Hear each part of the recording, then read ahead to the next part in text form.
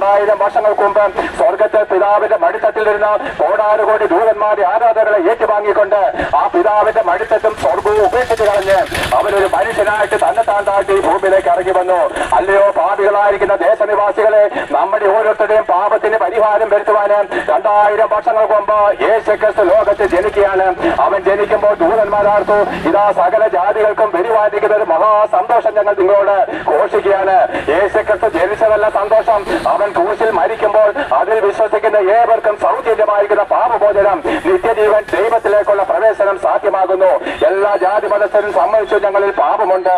ആ പാപത്തിന് പരിഹാരം വരുത്തുവാനാണ് എല്ലാ ജാതി മതസ്ഥരും യാഗങ്ങളും ബലികളും കർമാചാരങ്ങളും വഴിപാടുകളും തീർത്ഥാടനങ്ങളും പദയാത്രകളും നോയമ്പുകളും എല്ലാം നോക്കുന്നത്.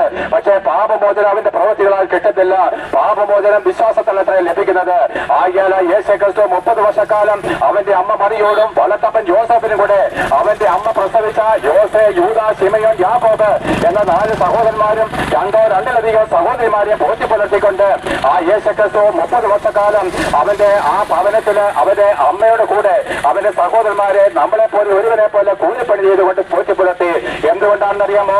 ഒരു പുരുഷനായിരിക്കുന്ന ഒരു മനുഷ്യന് പാപം ചെയ്യാതെ എങ്ങനെ ജീവിക്കാമെന്ന് നമുക്ക് തെളിയിച്ചു തന്നു.